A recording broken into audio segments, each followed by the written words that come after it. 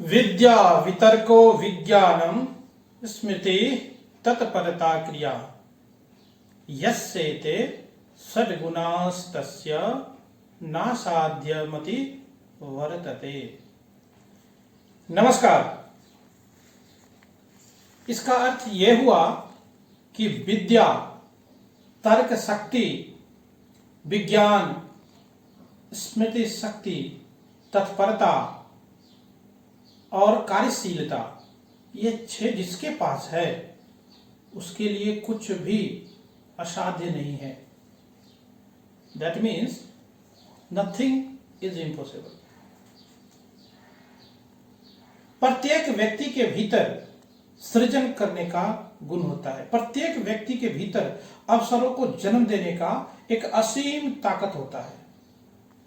हम कई बार अपने भीतर से अपने भय को जन्म देते हैं और न जाने कई लोगों को विचलित करने का कार्य भी करते हैं। एक दिन हम खुद को आकलन करें कि कितने लोगों का या कितने लोगों को सकारात्मक सोच के साथ में प्रेरित किया या कितने लोगों को सजग किया और कितने लोगों को हमने डराने का कार्य किया। एक समग्र विश्लेषण व्यक्तित्व का सामने निकल कर आता है। हम किसी से मिले, कोई बात सुनी और वो चारों ओर या चारों तरफ नकारात्मकता के साथ में और फैलती चली गई, जिसकी जिम्मेदारी हमारे साथ में भी बहुत गहरे जुड़ी हुई थी। और वही एक व्यक्ति वहीं पर विशेष की जो स्थिति है उसने सजग किया और ये भी साथ ही कहा कि कहीं पर भी चिंतित होने की आवश्यकता नहीं है। हम सभी अपने कर्म के साथ चल रहे हैं। जो भी स्थितियां सामने आएगी अपने कर्म के बलबूते सुलझाने का कार्य करेंगे। जब शुरुआत की थी यहां पर तब भी कुछ विशेष स्तर पर नहीं थे। आज ईश्वर ने जो मौका कर्म करने का अवसर प्रदान किया है उसके साथ और अच्छे से चलने का कार्य करते हैं। नकारात्मकता और सकारात्मकता, ये 2 पहलू हैं। प्रत्येक क्षण साथ में रहते हैं। जब भी हम सप्ताह के पहले दिन की शुरुआत करें या करना चाहते हैं या कर रहे हैं, कल सोमवार है, तो पूरी ऊर्जा के साथ में चले, संभावनाओं की तलाश करते हुए चलना चाहिए। कहीं न कहीं नए सिरों को जन्म देने वाली होती है।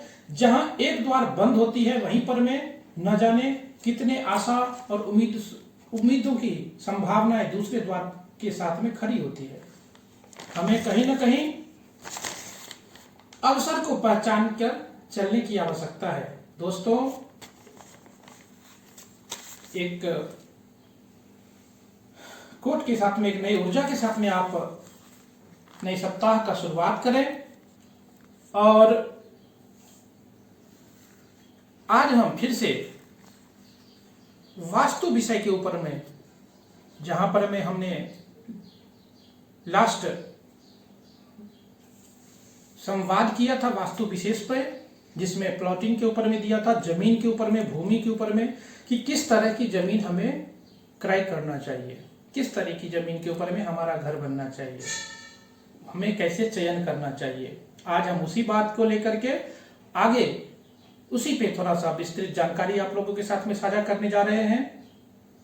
किस आकार का प्लॉट, किस डिजाइन का प्लॉट, किस डायरेक्शन का प्लॉट हमारे लिए शुभ है मकान बनवाने के लिए। वास्तुशास्त्र के अनुसार प्लॉट का आकार कैसा होना चाहिए। सबसे पहले नंबर आता है कि प्लॉट जो भी सबसे अच्छा है, जिसके चारों कोनों का या चारों तरफ से बराबर हो, जिसकी लंबाई और चौड़ाई दोनों पूरी तरह से बराबर हो, इस टाइप के प्लॉट या जमीन को वास्तु के हिसाब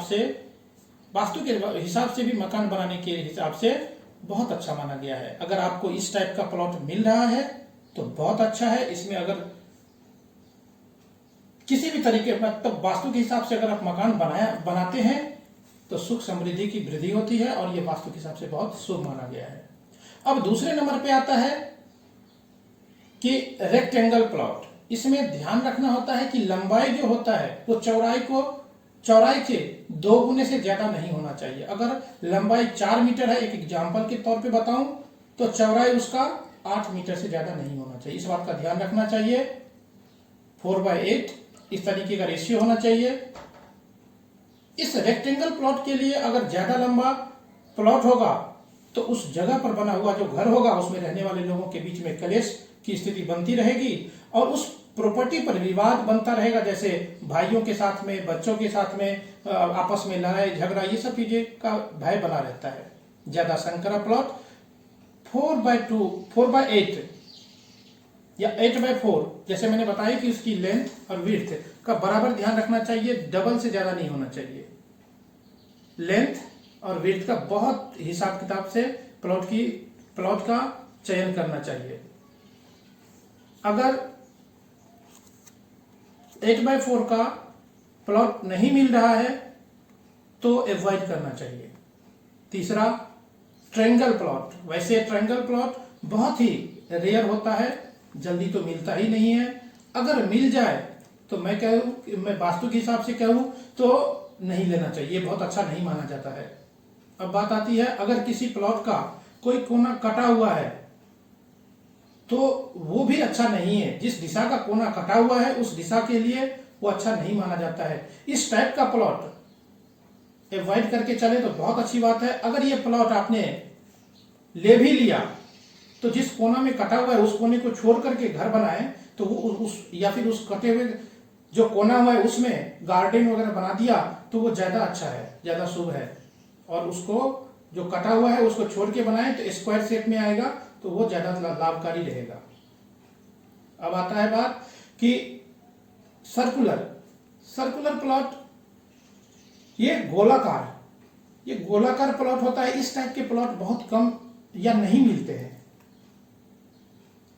ये शहरों में तो बहुत मुश्किल होता है, हालांकि आजकल गांव में भी नहीं मिलता है। अगर पूरा गोल प्लॉट है तो ये वास्तुशास्त्र के हिसाब से बहुत अच्छा है, बहुत ही अच्छा माना गया वास्तुशास्त्र के हिसाब से।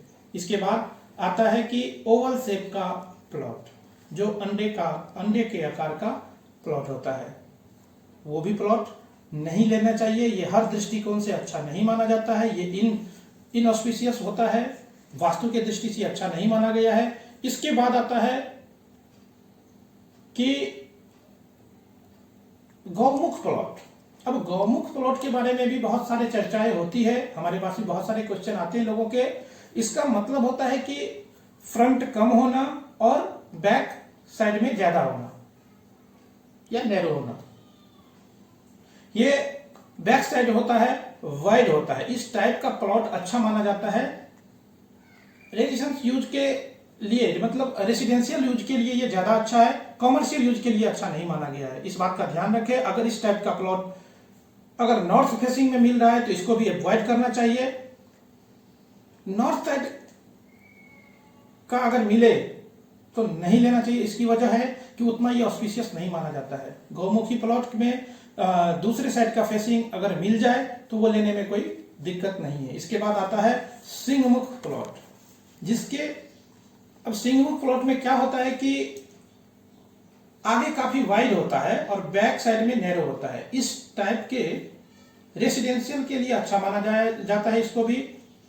और बिजनेस पर्पस से, फैक्ट्री के लिए, बिजनेस के लिए, इसमें बिजनेस करना है वो पर्पस के लिए ये भी अच्छा नहीं होता है। ये कुछ बेसिक चीजें का ध्यान रखेंगे तो बहुत अच्छा फायदा होगा।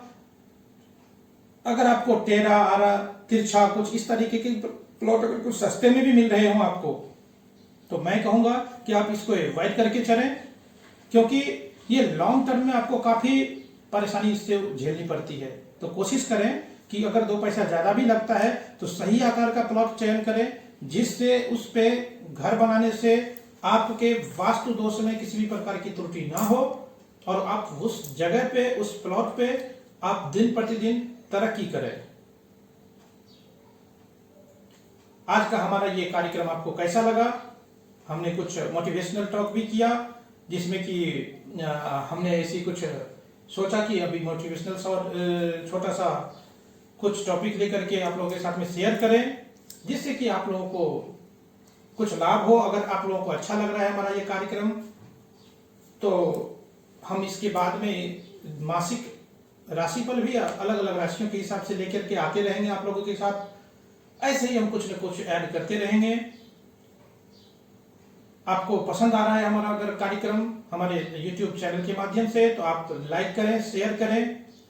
हमारे वीडियो जितने भी हमने वास्तु के ऊपर, एस्ट्रोलॉजी के ऊपर में जो भी हमने डाला है, हमारा आप लोगों से आग्रह रहेगा और निवेदन रहेगा कि आप लोग हमारे पूरे वीडियो को देखें, ताकि इससे आपको कुछ न कुछ छोटी छोटी जानकारियां जो वास्तु में बहुत लोगों के कॉमन दिमाग में आते रहते हैं, हम उसको आप लोगों के साथ में साझा करते रहेंगे। और हमें पूर्ण विश्वास है कि जो वास्तु शास्त्र के हिसाब से छोटे छोटे पॉइंट अगर आपने बिना किसी खर्चे का अगर घर बैठे अगर कर लिया, तो निश्चित तौर पे आपको इसका फायदा मिलेगा। आज के लिए बस इतना ही। जय सिया राम, जय श्री कृष्ण।